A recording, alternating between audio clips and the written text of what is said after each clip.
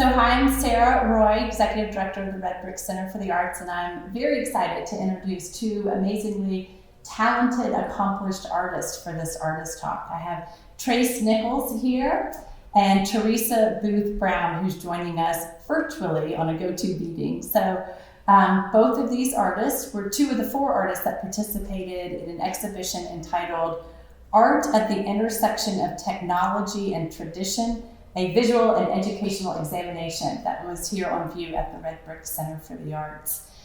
Trace not only is an artist in the exhibition, but Trace also came up with the concept for the show and curated the exhibition. So Trace, can you share with us what the show is about, kind of the ideas that you were exploring and what you wanted the viewer to kind of get from the show?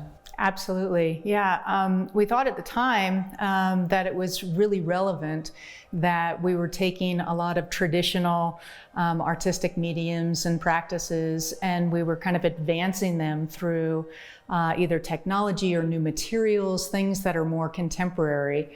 And we really wanted kind of to investigate that and also make sure that we were showing in the process the practice of evolution that artists go through experimenting and getting in there and failing and, having things blow up in their face, but that's how they take those big steps forward.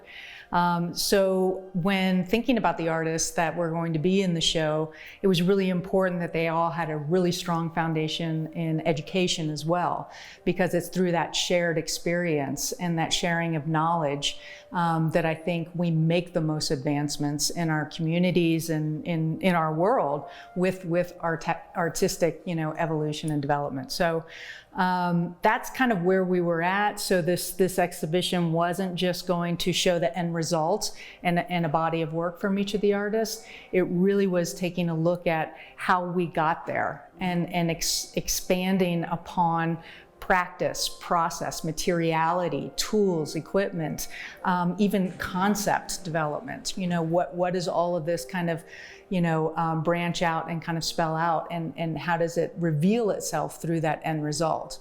Everyone always asks, how did you do that? And that was always one of the key questions that artists have to answer. And it's really kind of taking a look at and exploring how we did that, that we're able to kind of, make the progressive steps that we want forward.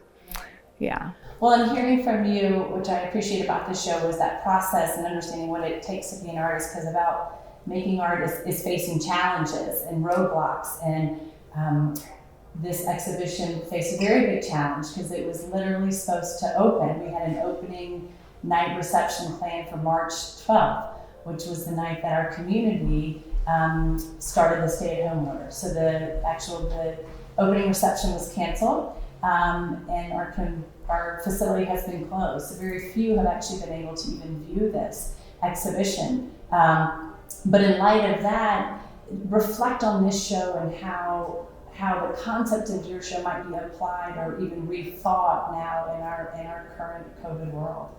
Right. Well, I think it was really a unique time. And I think thinking about that, we had to get really creative right off the bat.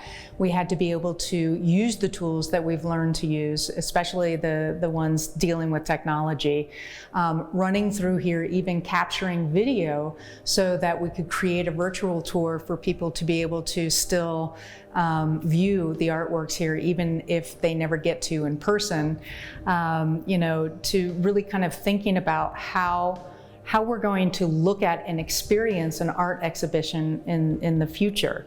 Teresa, what are your thoughts on how this has actually changed and evolved, our, process and practice as artists moving forward?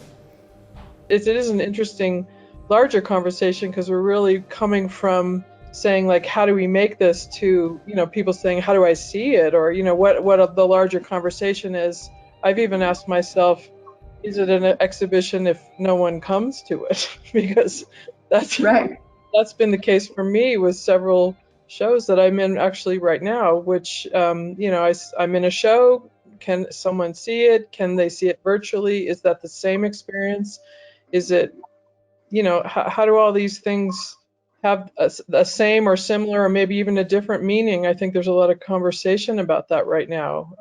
And certainly that's what my work in the show is actually about. And the message from my work has become even more interesting to me at this time, which is about, actually having a direct experience of looking at artwork and how important that is, especially right now when we're, I guess, not able to do that so easily, and we're all, having to look at so many things online or have our communication and, even communicate with our own families and workmates online. And it's not, we all know, but I think this is an important thing to remember and to say out loud that it's not the same thing to see, even if we're having an experience online, and that's great.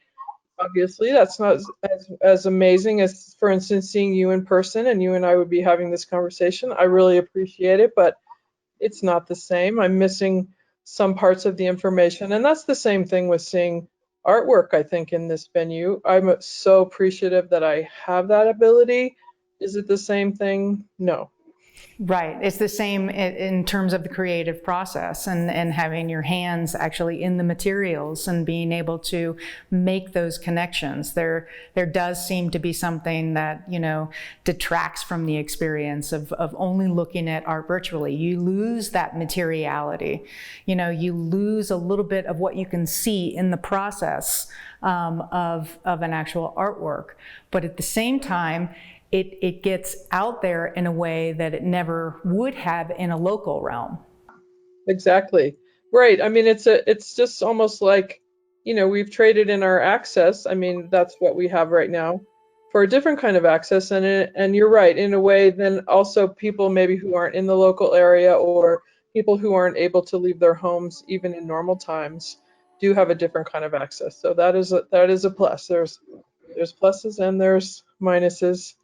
But I know that for a lot of people, access where to places and to organizations and to experiences that they otherwise were not able to participate in, that has been a real benefit of this time, for sure. Technology has brought us a lot in it. What have you seen in terms of the changes here just at the Red Brick alone, exhibiting work and not having that flow of people coming through? Definitely. It's definitely been an impact. You miss that interaction for sure. Like you're saying, I mean, there is that loss that you don't experience when you see work virtually versus in person. I have been appreciative that artists have been experiencing success though.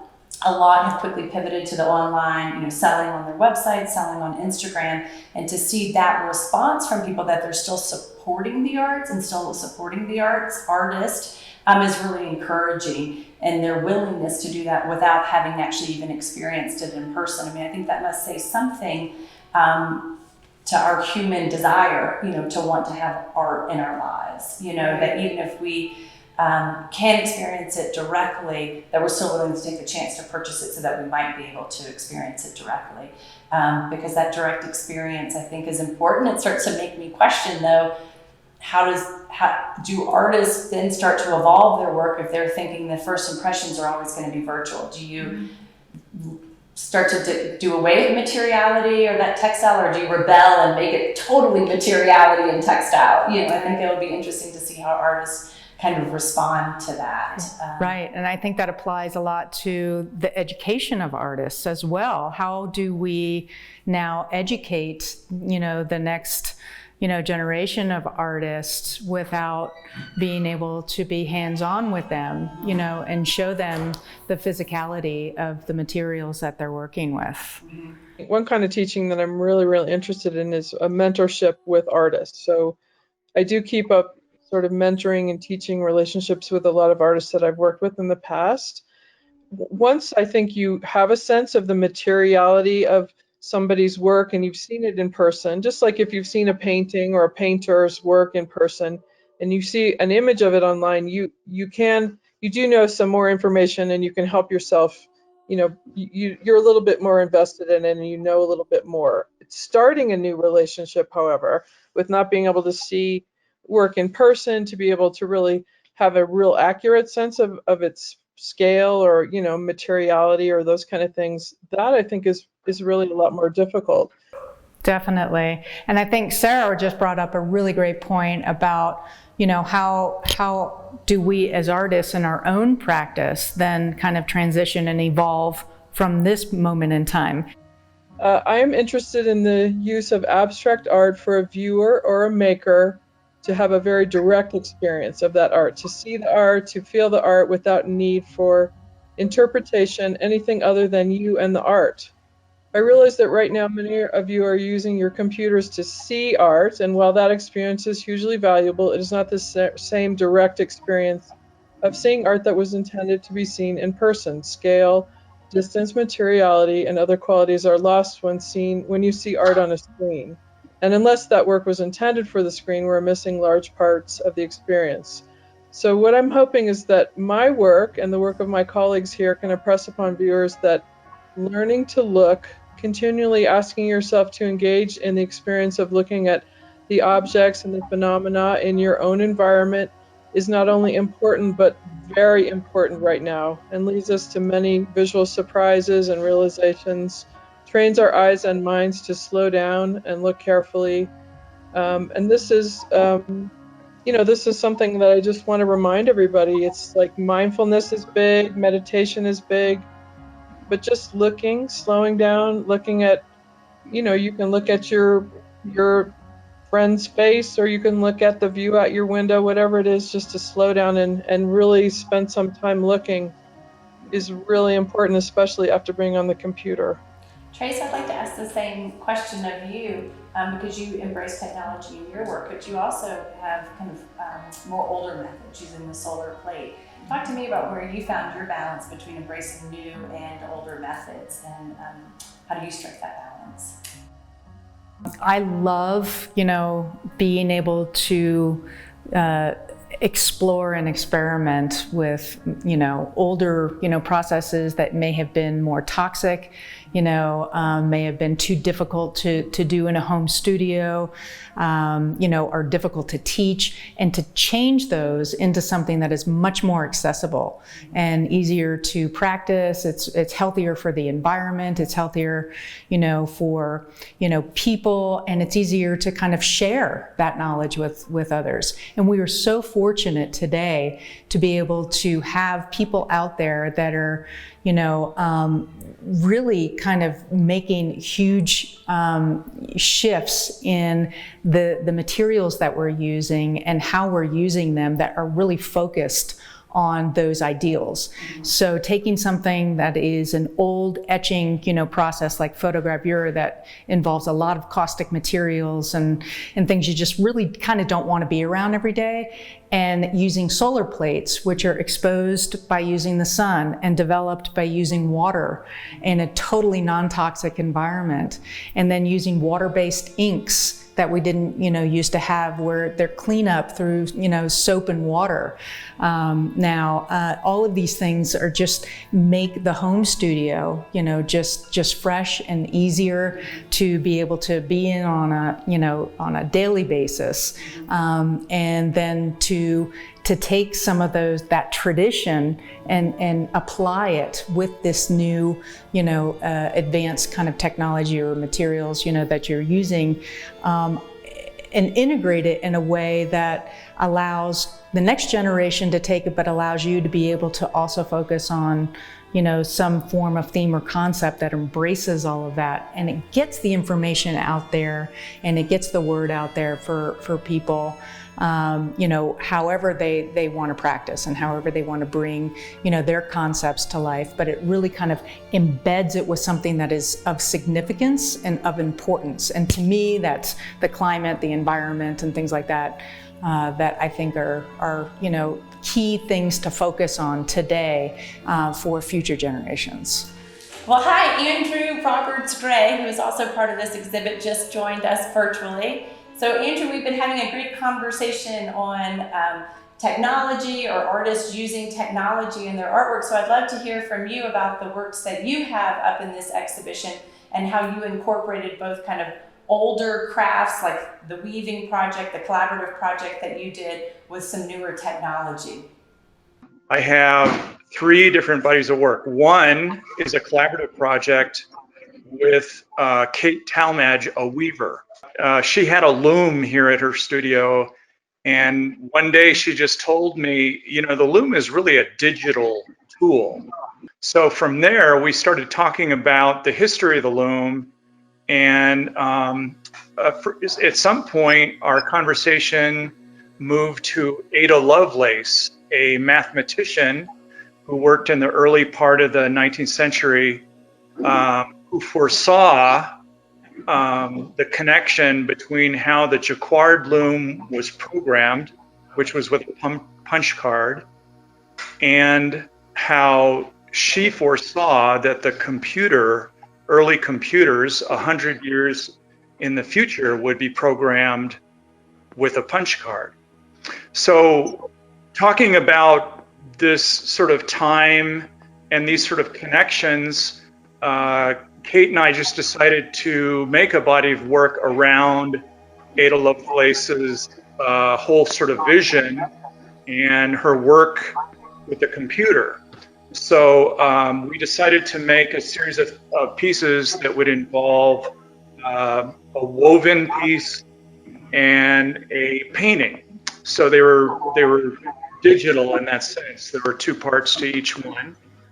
And I had been using a screen print that I printed on various things of the first computer program, which Ada Lovelace is known to have written in 1842. So I would print those on the paintings. There's other kinds of technical information I would print on, and marks and my kind of lexicon of imagery. And then Kate would make the weavings, and then we would sort of alter them a little bit near the end, and they would become pieces. Kate, it's so great to have you join this artist talk virtually. And so can you talk about your approach, your embrace, your not embrace of technology, but how you think about it in the art making process? I feel like technology is just another tool for an artist's tool belt, quite honestly. And I feel like they go hand in hand with traditional skills. And to negate that or to not embrace that, you might be doing yourself a disservice, because it can really help. It helps me reach my ideas and more fully. I got really into using a laser engraver for this show.